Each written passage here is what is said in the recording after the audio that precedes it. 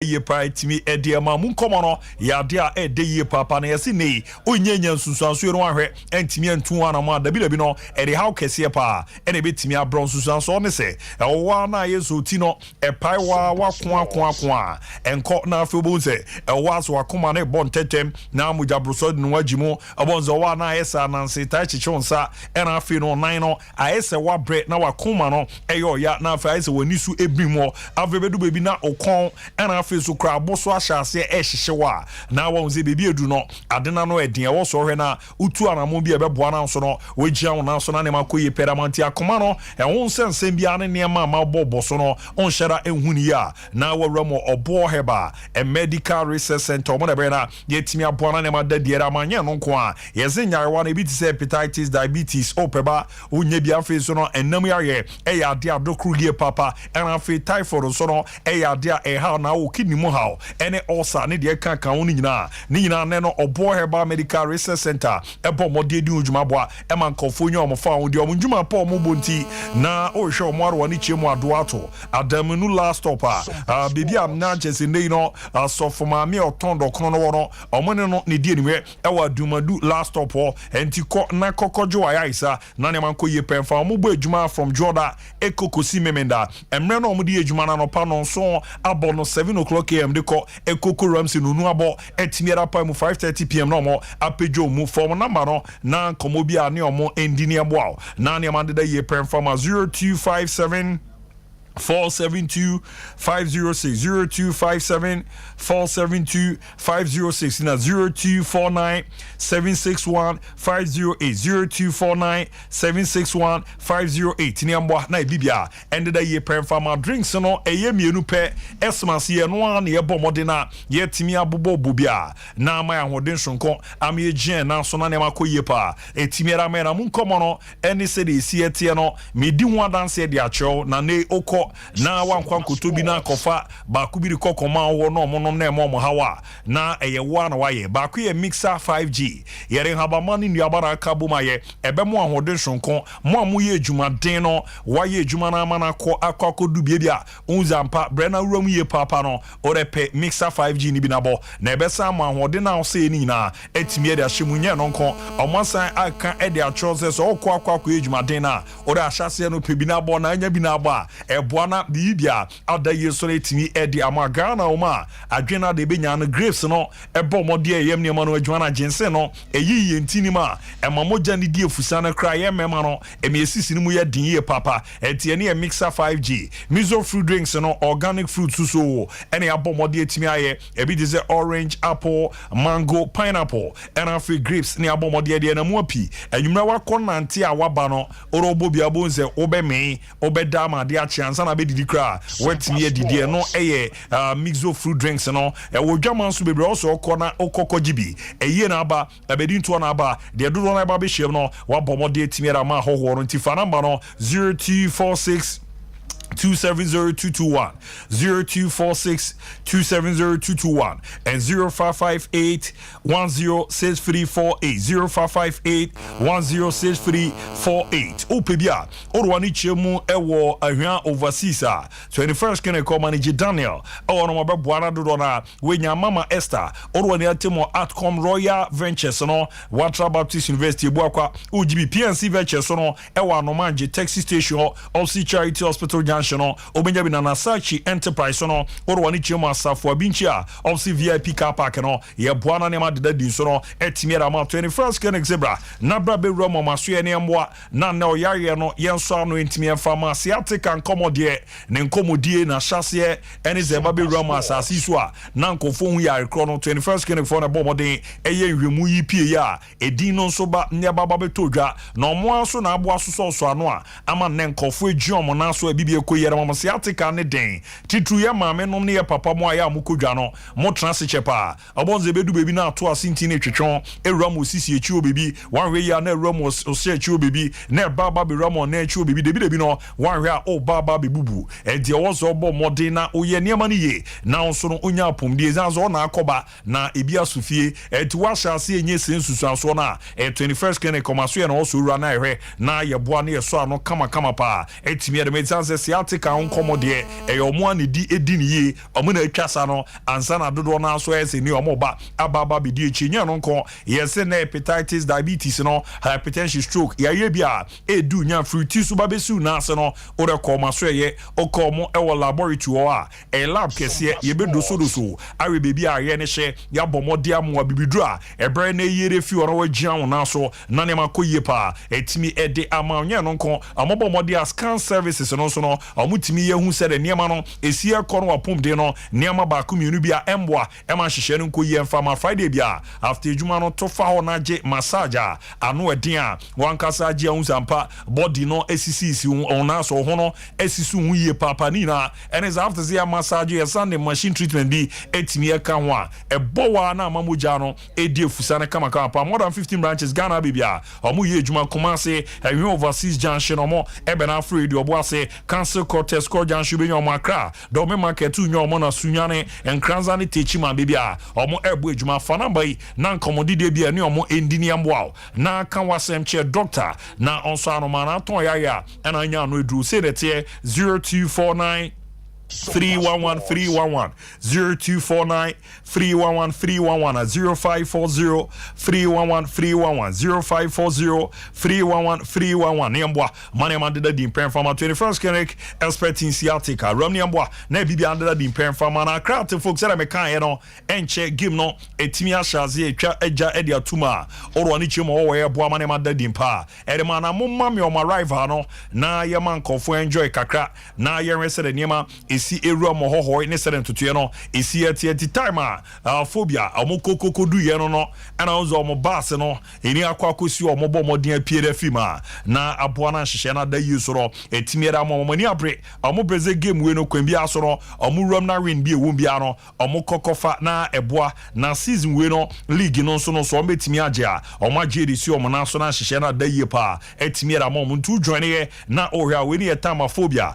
omo kokoko du ho ya ni omo kwakwa jama bu ejuma no ene kakra mo ahwe na waman kofo so asa enjoy time na omo pie every time ni ma baba be wo me app no eno so na enya de keto akra otumu zampa omo de mrante dodo na ena baba be rum se na omo mra emma me bu ejuma ebe boa ma hyehye na dadi soro etimiera mo ntie no na omo to nsantena ene omo pie akwa e wo map no na boa ma bibia akoye pa etimiera mo na munkomo no payimpa de frene Martin Kobman abomode etimi enemu ne line up chezini omo kwa jamu na yabu ejuma no na aboa ma bibia dadi era mo enti Richmond ayi ono ene ego keeper no na be captain omo Michael Ampedu ebe jamu na afi Dennis Kosa Kofi Agbesima na afi so no yewo Winimi Akpatasi yewo Gledo Tanga Salif Ibrahim Martin Kakari yewo Hamza Isa Enoch Asubonten na afi Kashala Ramos eti omo NM Rantia ni omo enya akwenya omo eres omo sha se na aboa mane ma deda di impreti mera ma yawa ne de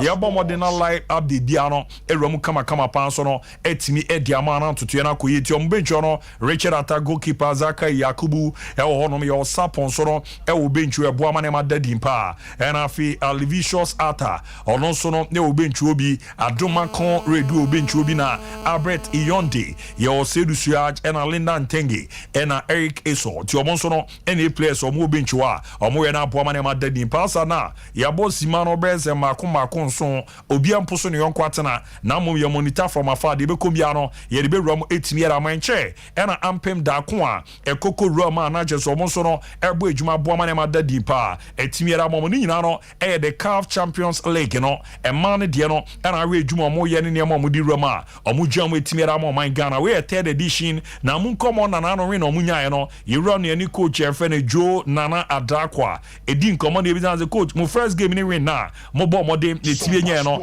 de na be kan de etimi era fan coach ne didi ni komo na nsem sei e na Joe Nana Adakwa e bo mo de etimi eri jai some match ne ba mu na obi e hu se emu eden obi a owo high right ears I'm right here off because I'm the defending champions but the name say you bet me aye enti do baka say underdog that here side the engine di say sir enti pep talks any nema the man grand tactically on the field they got some here no omutimi ya my enemy timi win no ya bi me da same some match ne ba mu na Tia no ya command coach every Jonah da kwa bomo de JHS and game no omo erum na sedan kofo enshara njo mundia na so no omo etimi akọ bo ejuma aboama bibia da yie so no etimi era mama darren no era na ebizan say na eze no say complain says betimi aba because AS4 de o show mo omo na defending champion di kofo no zo we mo de abo mo no omo maka kan de em zo mo ye nkwada kra ye be ye omo adwuma no so no say no obo mo de nkomo no ejai no cry na dem other teams na who say yeah de into mu be share am so be yiro ti sam na wo say your mindset ti bibia ye pagem because moment I team be your de kakra bi pe bi betimesi so yeah my team ye de be adwuma na ye no ye di bi aka ho say de be betimedi nkonim no Tia no ye command pimpa na bomo de 2 ya chese no na beboa ama hihye no adeda ye kama pa e dia momo no jomo na so concentrate na bibia akoyi so no etimira after no omo next game on bebo e dom ni na so no odi nkomo akrafo na see no odi nkomo no ejai Arada him be dika ya ni mo kakra am ye back side na tuntuni mi se ya na hode ni wo so ye be hu kwan be fa so a be ni dura ye betimi a we ni omo Tia no ye command pimpa na bomo de reje na so na Brian no so bomo de a otimi enya na just play of the match ye first game empem da kwa jomo na so any AS4 de boa ni di no ye friend comfort ye boa no no so didi nkomo akra on go no kwen fa so share game ne ba na wi ani ni so no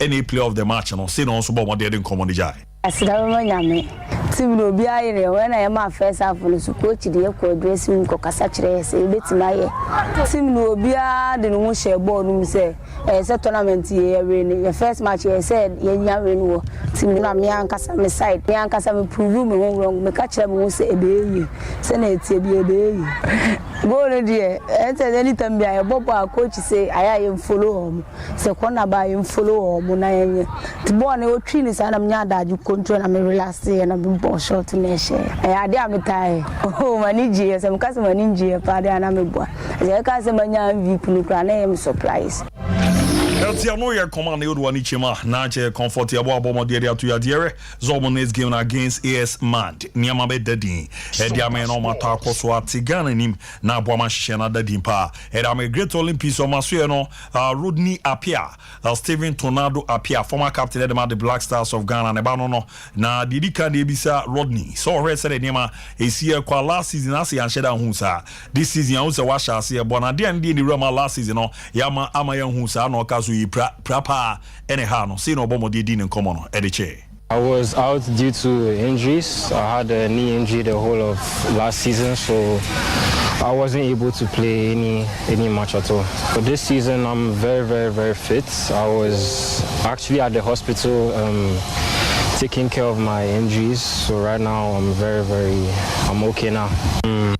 Tia no ye komo bomode etimi eri na boama na ma dadin pa ma no santo aso echichi mu kansem kakere fa coach ano worker izanzo no a ene de be na coach ko na wasen ababa beram na sei na Rodney e bomode e kere fa no to the team. He saw me and brought me to the team, and now he's back and he really likes my playing style, so I'm sure this season I'll get more minutes and probably be in the starting 11. Oh yes, it gives me a lot of motivation because he showed me everything I'm doing right now. So yeah, he really likes me. Yeah, he teaches me everything. Tia no ye komo kan de fa coach ano wo kan no echi ye bizarre na za o papa de ye football no bebi odi kodu ye no na ano edin pa your boya fi under 17 no be under 20 e under 23 e ba be Black Stars no esankra leader in first World Cup 2006 na papa and na captain de mo man Ghana na o papa zo no didi no nkoma bebi obodu ye no obepres obebodi edu wa na say no obo mo de anu ye no ejai. I get everything I have from my dad. He's my coach, my mentor, my manager, everything. He shows me how to move on the field, how to be disciplined, obviously I can't do exactly what he did because he's a very great man. He has done so much for the country.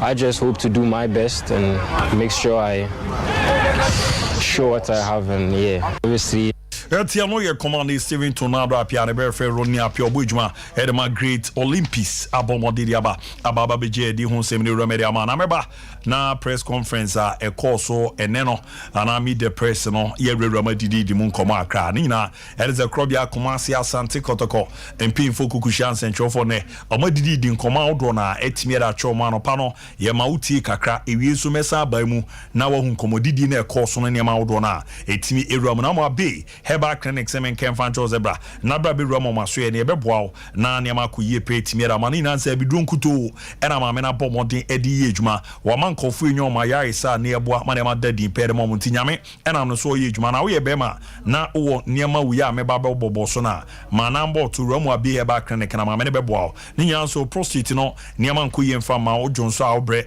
o wa na se waya so na ye se jonso na taiwa no se niema bi hye na nkoyie obre na watimi aboa low spend count so no odi udwuma wo de wabo adwuma ba bia emfimu ma na jezo modemo no wo fem e wo so ko na ehwe na etimi pejam ndam yare so no edu nyo hwe etimi etu ase ade ba ko ma na ye unique ni se wade ni so a obeboa na wetimi apejam de ama from wiser to beam nation no nemu ayedu na ehuhu baby girls ni hu ana o ko machi ni nyina nze ne wabo modern a we no akweze physical surgery bi na akona wakwa na ne ma dadie da ma baby girls no amfio no ne ma be de dadie baby beche ebe ya akono na ne enkonkofa ha bi amba ma me abi hwe na waboa na so region na so fabre de ade a obomode eri fi okoko ena twa ya ye ewo so a ya na anim guase kakra na so ni nyina mo no ura ma me ne beboa na wetimi yisa ha no nyina visa nze nkofo ekọ no omo aboa ne omo di nwa danse eboa ma ne ma dadie pa etimi ere ma na sickle cell on sensem no akwada na yesi onyindu bebi obefimu no enye no kre nyame na ma me abi so a eboa ma oba no so no etimi nya no mfa odi enti sickle cell test no ye scan test no ye open na tano so apatrapa new site or obena patrapa junction fana number no ka ha no mboa na ne man koyi mfama 0243 345392 0243 345392 na 0506 460208 0506 460208 ne mboa na bibi ande da dimpa mfama Sompa sika promotion ne ya peja sika ni mu ni nanze 5 Ghana cedi edekwa ni mu no betimi edi beze 500 Ghana cedi yeska emu edu ye papa anti dande nyina ye transfer with full time no so pe onwuzi abo modin awurama na wa hyase na utwa fa code no de yanze wenye du mfie du wotwe a MTN momo no onso wo bi *256* free hash *256* free hash na urama yo Sompa kumasi ntu ben ha na ohwe abetimi ya for mo am osunyan no mbere mo Sompa sunyan na mo a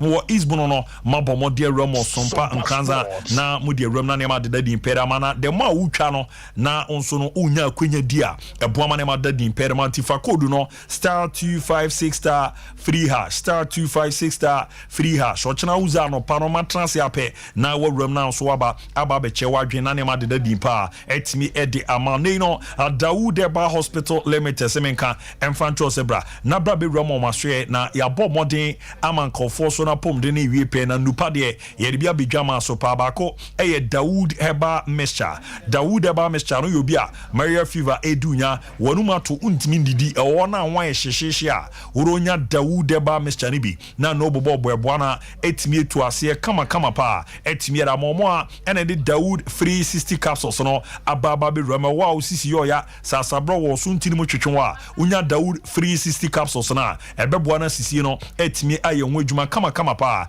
etimi ediama na obo eno no na odi Dawood ointment no efa bebi yo ya no waposo yo ya okon yo ya wechi yo ya osisi yo ya otibi na de po ha bo ze boa ebeboa na afi ya no eyere fi ona so de oye bia wetimi akwa ene nkofo ye adwuma den no ekoba pe eye Dawood ointment no ana omo dware wie pe na ometimi abomode asha ere oba pemfo ntimi num sandro ni na bi ena afi so no oya akwada onye numfie no dumiensa ontimi num ni ndo ni bi na akona ne kan ye odin a oro so pese hwiedru no tiniye okọ na ne kan ye odin a osie ma se hwiedru no opebi a oro ni nechemu ewe ba so bia pharmacy arova the counter abomode na wajibidudo na apetu a ene Dawood Eba Hospital pay for eni nkomo ewa amai so 0241 24401 to 0241 24401 to 0201 681 717 0201 681 717 tiko na kokojo de na mboa nyane manko yi pa entimi enfama na yedidi di nkomo no ene baba ya press conference JP ne room no didi kan no IMC pen pa ye freni mano da sobri edidi di nkomo akra e ma questions awodo na etimi room de ma na bi mu bizanze azimu players no edu anadwo omonda na baby girls in the Hunamane. They wait to wear her not in Nama, now we didn't Nama, Nanya no so qua, Bimuso San Pia, Nasa or my Yomani Swat dear Cacrania Diana, Zancommon Comono, Matiti Tibina Bay, or Tibia, where paying per name Mona Moboa, na team no, Marayan to 20 and dear Nabe kind of found one year in Obama dear Mai. Points now raised here, no. There's been a good video I circulated about this new league. Points no more than a job. As to whether management has seen it, coach has seen it, no, none of us. But I can tell you, Lamptey has seen. He will tell you the kind of stringent measures that have been put in place to check those things. And management supporters, let's say. If you have a way of reporting it, you should report it, then we take it up from there. And yes, I made this speculation right now, and our boys no more now, or more rinse, or more pemma, no way. And I'm sure I'm going to make us say, most dreams are, as I'm saying now, people don't talk about it. You understand? It's a natural occurrence. The moment results doesn't come, a whole lot of things will come up. As whether you're no grand, as it depends on you. You guys have to change the narrative. And you know, from a management side, we have put things in place. Those things are internal issues. And then I should come and respectfully share with the media and all that. But I can assure you that we have put in measures in place to check. I think that Etiano ye command EP pana bomb de tuja chezampa za command o matete na no kro mu di ntwi amunze na videos bi kwa bonte support na chezampa guys ni bi wo my ass na nyom lazy kra da video anadwo a omonda na omonam na omu twitwi bi ni ade na omone de hunu ze person na mesi ko no sansensem no enye no kra na boye no kra omode niam bi ato na kwa mo ntime mba emma me kana bonte man ko fonte eno anso zamizanzi atete ze players mi contract ba na wie ma Justice Nkuku Blay and I feed download money other place no contract on sense and also no update ben any latest Obama de Diame say no Obama de so din come no etimi the farm. We'll definitely do that, even if it's a with an hour for his contract to end. That's a coach and say, I want Justice Blade to remain. But players will not remain in the team because they have to remain in the team. And it is something that happens everywhere in the world. And you know, say within the course of the season, now the coach never say, if I above first round, if you have assessed these boys and I feel say you should do A, B, C, D, will definitely do that. And the issues about Justice Blade can large any more contract we will be rest assured that if we have to renew those contracts.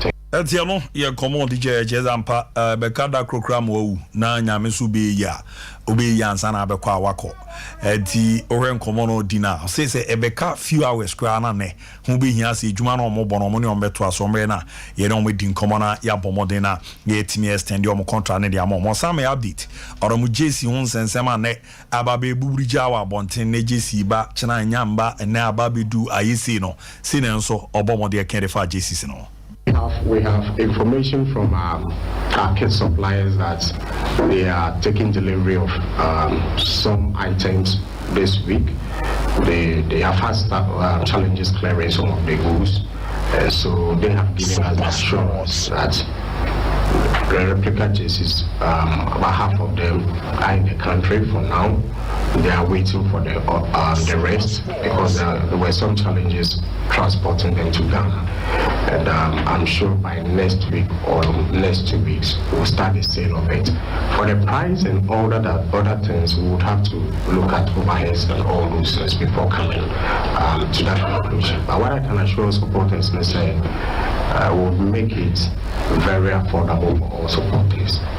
And for my final words, I'm still here. If you are not full of member and all that, but for my final words, what I'll please. Etia no ye command e pimpa na bo modere to ya cheze omo enyanete se niema bia ba bedu e omo du omo gidi se jesi no fa e na ba bedu omo hwese acha bibi na otwe bi ram no na ni nyina etimi aba e ba de supporters ne be hye no mbehwe zo mebo modern na be ye bu bia nkoso sa se de be omo nso no e betimi atobi na aboama na ma dadi after no ose supporters no edi nkomo sei enitimi e che supporters no se na obomode echichi mu chomo Sompa Sports. Videos are circulated.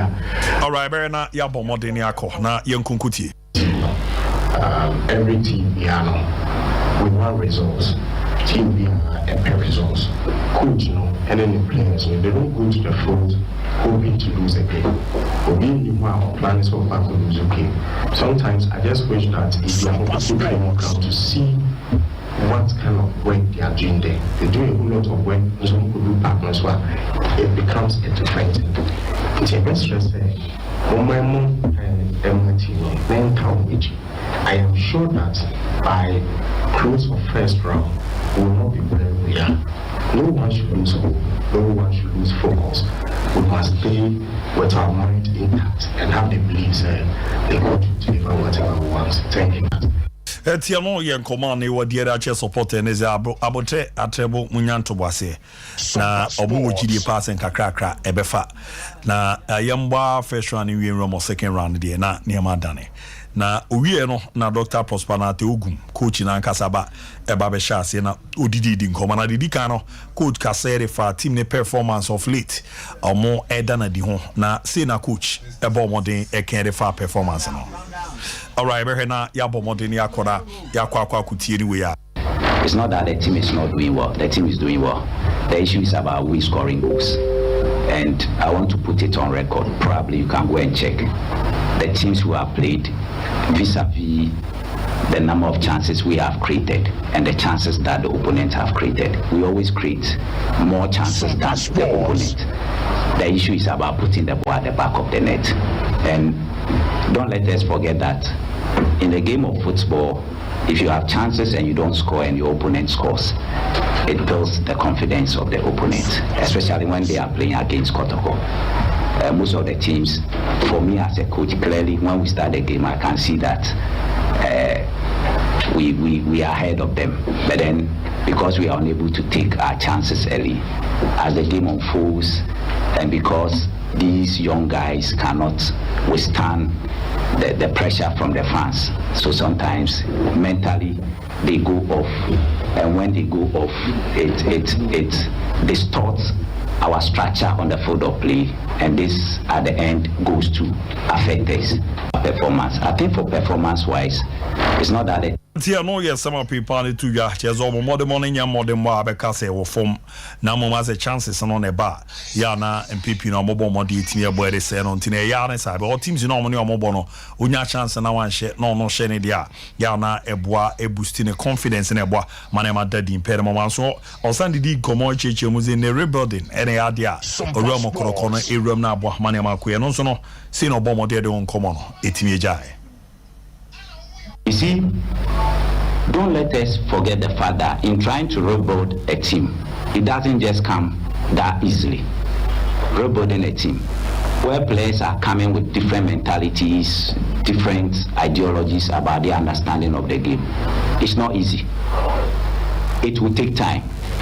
And if you look at the rebuilding process, the first stage is forming the team, bringing the players together, and letting the players know themselves, know the coach, and the coach also knowing them, and ruling out the training content and the training method for the players to go through. Everything about the team is wrong. It's not wrong. We have the players, we have the technical staff. It's just the results. There are two components of a game, performance and results. Have you considered the performance on a Richter scale? Where would you put the team? If you watch the team, can you see that the team is trying to play according to a particular structure or pattern, defensively and offensively? And with time, is that likely to be consolidated to become a trait, an identity of the team? These are the things we have to look at.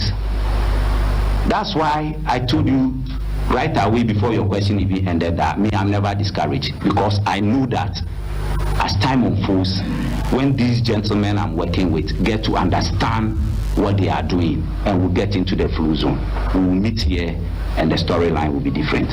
No. Oze adeno chance is anye putupuru na ye kakrakra na be yi na mre bi so na de oche no pa se fa ebe san hia na me say CAF Champions League final bi na ha eni omo remu ebo amane ma da ye pre team ye mo na che se niam asesa kra etie no ye nkomo bo mo de to after no and all supporters no onim so omo pretty no pa na mom o asemba ku bi e ha na iri okaye na eno so see and obo mo de di san komo no the fast supporters no. I have some sort of how should I say, an issue with the supporters. We are playing, we are creating chances, the goals are not coming, and you are hooting and booing at the players. How do they equalize, and how can they go up? If indeed you are a true supporter, so you don't only come to stadium all with the expectation that you are coming to, you expect that we should win, and we are not winning, or we are creating chances, we are not scoring, so you turn against your own team. When you do that, you are not helping the boys, and you and I know very well that the kind of players we have now do not have that Kotoko spirit, that mentality. The mentality of the Opukuntis, the Kwesi Apies and what have you, even the Eric Bequins and what have you, they don't have it. So what do you do as a supporter? Once chances are being created, once you can see that these players are playing according to a particular pattern, and that nobody is actually playing as an individual player, but they are making the effort to play as a team, you support them. And this is where I have some sort of Tiano ye come up on the to ya supporters no nim say ni players no de omaba no mentality ni tizem rebi echopukuntimo de no anyway ya tizene mu create chances no mu ntimi sha hono na wo so ye o obi bazi gi fa hu nyina to form on di zigi teles arara ozo supporters no mo check me brutal di ozo me hwe na me ye djuma na epo amane ma da ye pa e ma bare we ni de akwaya sam nyini film na we mu kofa ni fi o e baza na iza ama boys no amabon abu kakra ozandi come for player selection ho na eno so no obomode cheche ni nsemu de che na see ene no so obomode de ram etimi ede mai. These young guys, as if they are in the jungle and lions are chasing them. They are chasing every ball at training. They are doing everything that you ask them to do at training. So-called mature, old, senior and experienced players, and you don't live up to it, then you don't deserve a place in the first team. And I told them again that performance is not permanent, it is transient. Transient means performance is temporary. So if last season you were the super player in the team, the dynamics are different. This season is a different season. You must work for it. Other than that, I told them that if you trained 3 years ago and you get your fitness, you don't have to continue training again. Is that not it? Because it will be there. So some of them, because of the way some of you noble journalists behave, support them. So they think they can rest on their horse, what they did last season or last 2 seasons, to still have a place in the team. You see, you are even pushing me to say so many things. Come and see these young guys. Tiano ye komani obomode to Ghana Erams and the senior players no chance your Sembeba. Na osending komo akra for moi as in no more muzo mu senior players or mujama mu bejumere team no. See no obomode ka etimere form. To them, I told them that from where they are pushing me to, a time will come I have to tell the media what is happening. Ask him. We had a meeting. I told them that, gentlemen, one of the attributes of a coach is to defend players in public and then ridicule them in private when you meet them one-on-one. You don't give your players out to the public to slice them. No. Then you are not a coach. The coach, you have to take all the insults, the insinuations, everything. Then when you meet them, you tell them what you actually, what should be the thing. And that's what I've been telling them. And even just, was it Monday or so, today I told them this very thing I'm telling you, that, gentlemen, it's like you are pushing me to the wall too much. If you don't sit up as so-called mature, old, senior and experienced players, These are the 4 adjectives they brought. You see, you are even pushing me to say so many things. That is the thing. No, I don't have to sell my players out. But you are saying so many things out there, which indeed, so if you claim to be a mature, old, senior, and experienced player, show it at training. Show it. I will say that. And Diano, yeah, come on, 8 me, I'm there, Dawson, but my friend, we need Yana from Ragomia. Come on, what it is, Tibia, necessary name is Costa, Oko, Hoiswa. They'll be anti me and Posino on Quatina, me money tapa, Tidia Cosubiano, and the Beru Media Ma, or Momuti and Momo. Timida, Yakwe, and son of Bishop name Michael Swallow. I'm a baby, calm down. Calm down. Calm down. And then Nimre. Why? Now, no offer. I'm going to take calm down fever London, no matter what you buy in your what is everything more for between you, Mana? Oh, my baby, calm down. Calm down. Calm down. Okay, baby. Abu, interestingly, a lot of takes from Kumasi Asante Kotoko meet the press. First of all, the sole purpose of that particular meeting, I think, say, or more abroso in terms of what people were actually expecting when it comes to the main idea behind the normal person. Results were bad, things were not coming in. So meet the press, an opportunity to explain to your supporters and an opportunity to explain to the whole Kumasa Sante Kotoko fraternity. Say we name koyi intiname results number. We are looking forward. Say be yes, drum pensubia. Results ni beti ma yede abama ni oma etimi akoyi we na matiafa club na ho ebi entesa we ne kase yeye iti say na wo say ye na ebeboa amadachi bi no results etimi akoyi edi amaye. So you look at the whole ideology behind this particular meeting the press Abu Dhabi, to be very honest, oma nsem bi akoso ama ya kama na bro what I was expecting it to come out Zeme o say nsem bi ababonten amana bro meba so amana bro de na me hwehwe se meti e dey free this particular side, and emotions were high at some point. First of all, let me address this. Some of these meetings, if you are not careful, your level of emotional intelligence will be tested. One thing here, your level of emotional intelligence will be tested. You testing so that's when to me and Anwa and some bit me pay through Anwa by new kinds of work so now walk. The good part of it. Kotokwaya clear about Jesse Wonsensem. That's so busy Jesse. I'm out for the door now saying that a replica beba. Oh, replica biaba, but ni nyam by a be one may see Casama Muntimin Cliff report. Kotoko supporters and Yam Toso. So, oh, you just need your cry a day. Abba. The academy is a clearing crabbing also moye. None your matimi kui, ne boy, none your baby at me a day. Etutudi, Abutoyim. Number 2, they've realized the say, a lot of mistakes in terms of how more results new man kui infam womo. Almost stress supporters. Where that's obri also was Ramunya Butrema club. That's obria some woody can't no. That's an abacuchi so. Munya Butre. Your mabeti me to di. None your makuyi, I'm a club letting me fan to my pedif. Baby, calm down. That is I know do our war in a toy. I know do our war, one toy. It's Abu do I am on to Amuja. Baby, calm down. Kumasi Asante Kotoko says, calm down. Almost patience. Into Munya Butre. Na club no. Results of Muyana Mosaka. Now, supporters at this are good nyoma we say kakrebi. Coach comes in. Coach Asha say explain the process in which a club no or ma go through ma bedru baby or ma dru.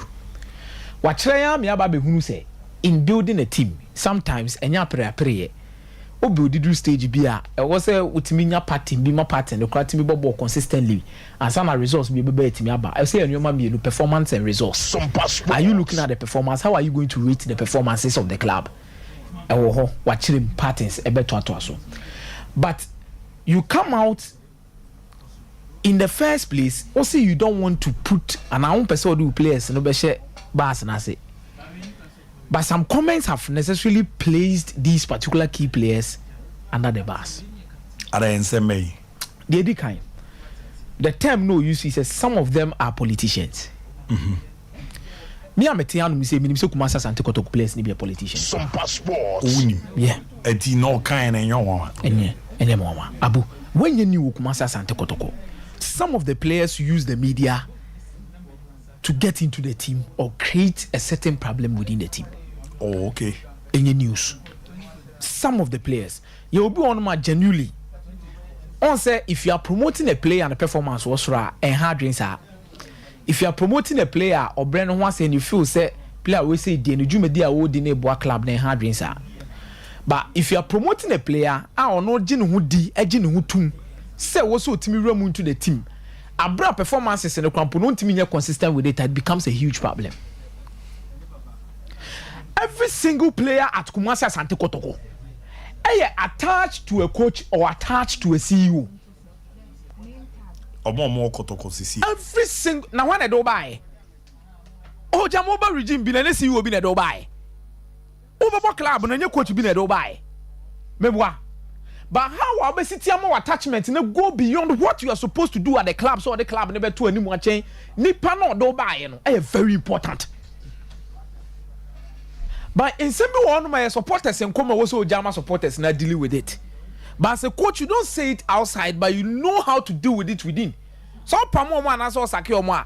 Obi in the back say, oh, another no Pamu player, what Pamu player be. It is good, say people will ask questions. Ebia, you love to release statements in there, but PR, very important in making sure that some of these things does not happen. Say, Obe can play.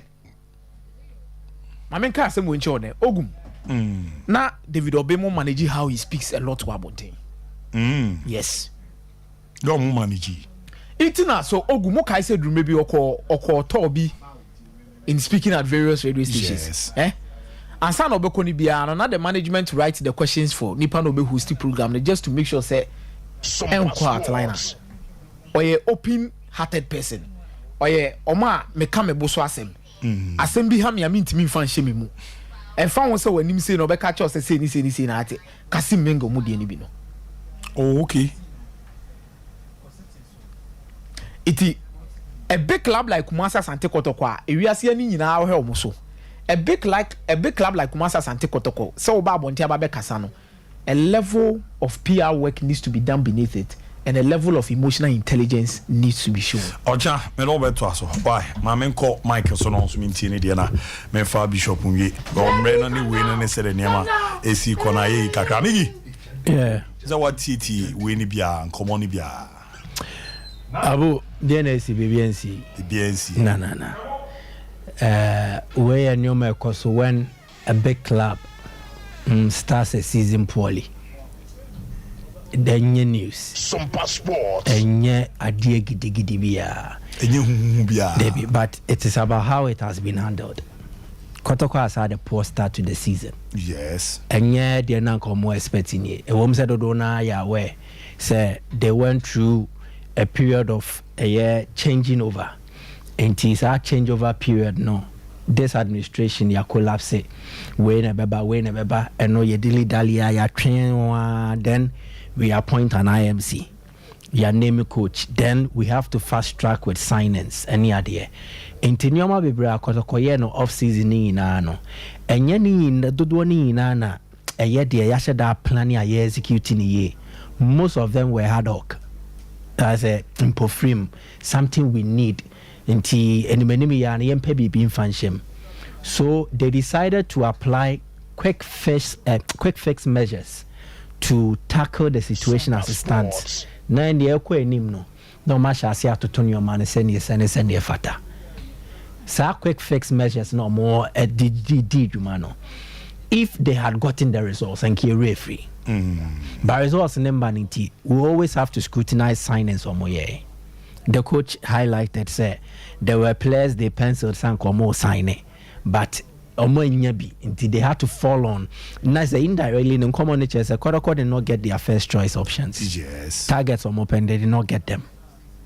But if there was a clear plan, na yenimse plan, a timeline said that and immediately the season ended.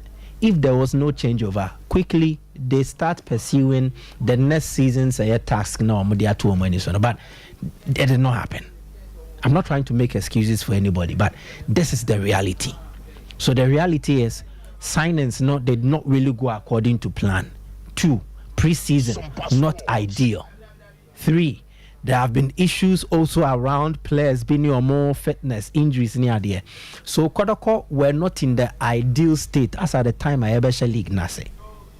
But we are dealing with several football stakeholders. If you ask me to properly diagnose Kotoko, na me fan to ya dear intina me feels or more struggler, I will give some of these reasons. But as the fan on Usofie no, already I am fan home. And Kotoko fandom no, I divided. Ye po yempeo. Ye will be a mujina afase. And a bisujina afase. When results and performances don't match up to expectations, do you know what this angle no? Or pick results no? Or distance the results from the contest or the reality. No, the general nasem so the aka. And today or no ABI am fan is a coaching on penasemwa. Results ne performance in Koye no. No I can't in our bombako. I see a case coach we on ye on Timmy Juman or a politician. The honest work coach Nafano will also try to bring in the reality but will massage the truth. So there is no actual truth around Kotoko. Kotoko Honsem. No craba could crass say nim dependent. Say no crania dependent on their orca. Oh, okay. This camp will say their truth. The other camp will say their truth. A couple of sana a dede brain a war system nim. Into their system no dede be moi. A creative controversy. It leads to a near crisis. Adjumedi omoye and then yeah, meet the press. Yeah, arranged and yeah, pre-arranged. Yeah, no, in a crisis moment. Kotoko is not in a crisis. So this step alone is a misstep. Me. This step taken, it is a misstep. How? Good. Now, they are forced to do this because the club does not have a proper communication wing or unit. Oh, okay. So, Omu will be or manage PR. Or run a club media, they wouldn't need to do a meet the press to explain themselves. That is the responsibility or the sole responsibility of the PR department. The coach should not come here and explain your mayor Koso when we are still in the season. Our match about weekend. At the timing, no crowd, don't see. And yet timing by this time say Prospanato Gumbekasa. He should be speaking pre-Samates. Samates not to address issues, controversies, media speculation near there. This was not a press conference for ahead of a Samates game. Yes. It was a meet the press to address issues. And your coach, you may Rich Malamte Juma. Say, oh yeah, unveiling there different. But when you want to meet the press and tackle issues, you leave that to maybe that's a fits. Then, if there is a competent PR person employed by the club to run their PR department, no swaba. Because communication is crucial. Oh yeah, Jumedi Bisaya, your botaye bako. 1. Ebia tensions arise yama, and this particular initiative no, ebe calm tensions, ebe ma man for to muyem. Now, if it backfires, na botaye si when you sunambe mua. In this case, I think say it has done more harm than good. Clearly,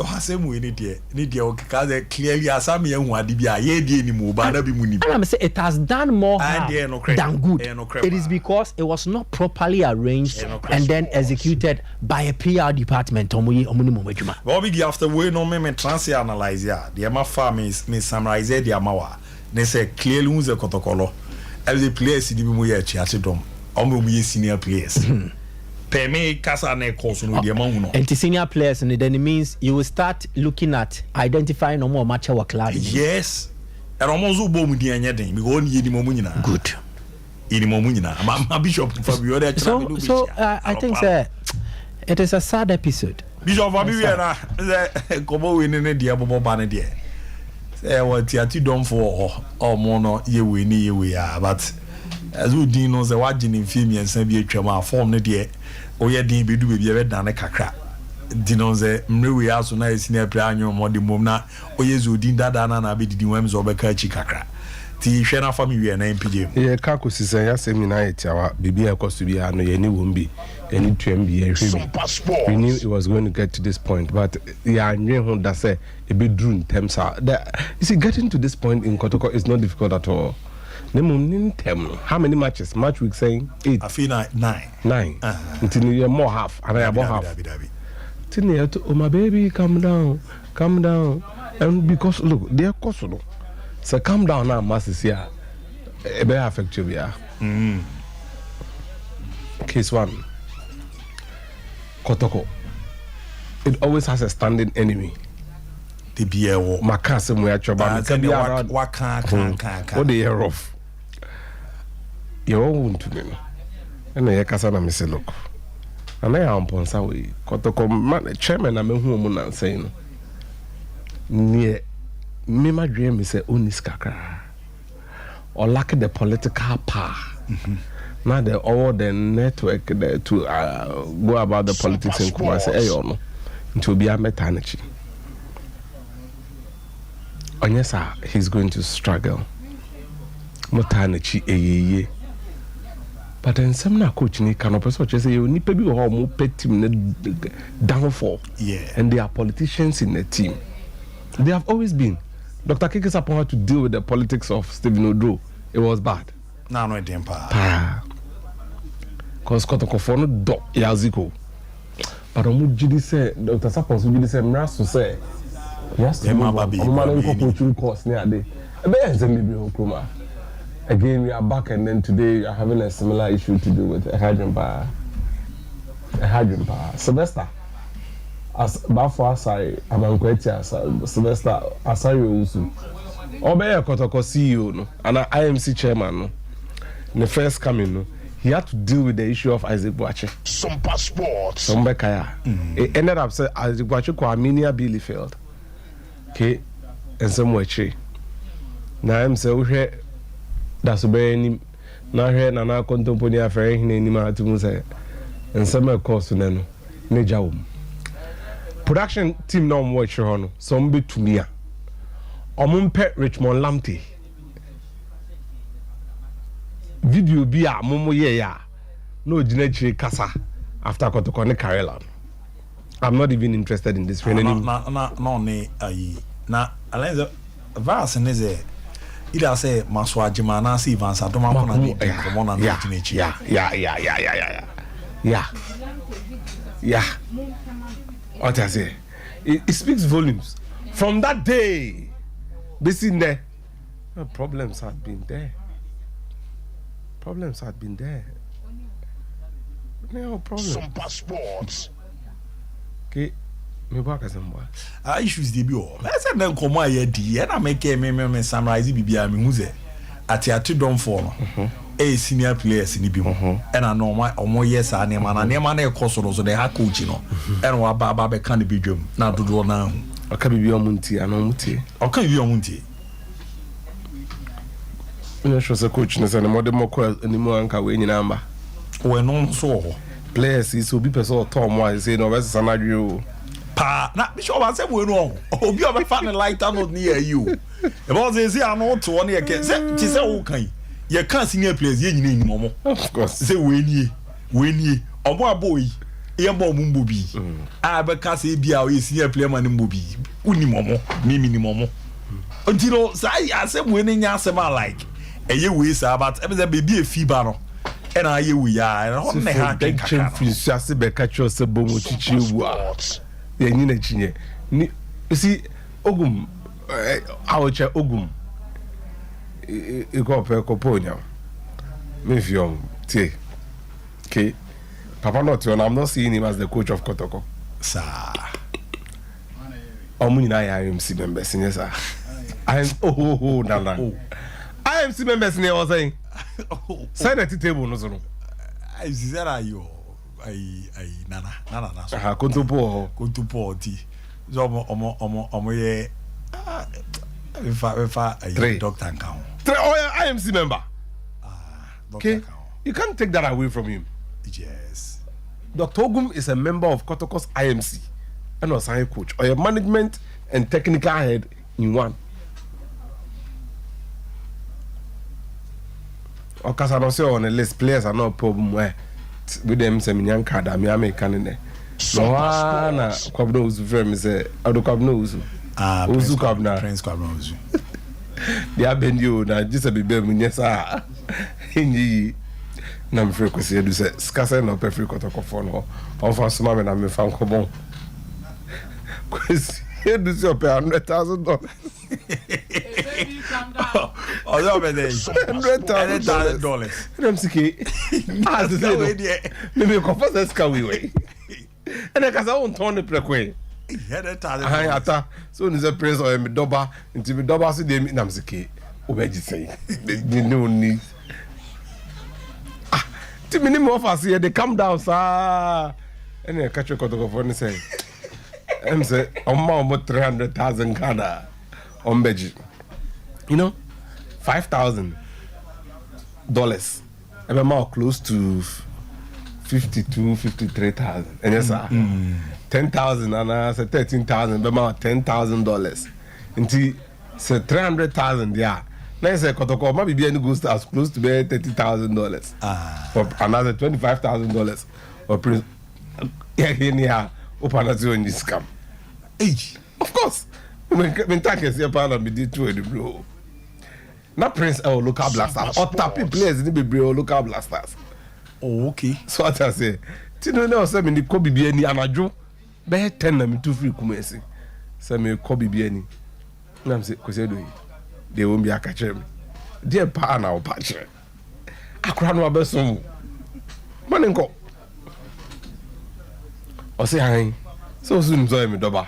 Then I'm beginning to come with you. So, indeed, who said the doctor? He has a valid point along the line. But then the reality is that Kotoko could have easily flickered the self-destruction button with this press conference. And some of also muchrim, and some no can nukre umpa. Yes. Then for beyond twinche. Romario na sabi manisi subina no also ko sabi okudu ge bi o Brazil oni gusu den eto bet so manishe o mani bo first half o be she goes up ama no yi na film no ko kanibal o ka chene sen ko man ko no si dabi on she goes do see man nti o di ni rama obe wa ampa o di ni she first half no wa she goes na man no yi ni film no okoye o re chena e bi hia we dey apem ye ko nyambo chena e bi hia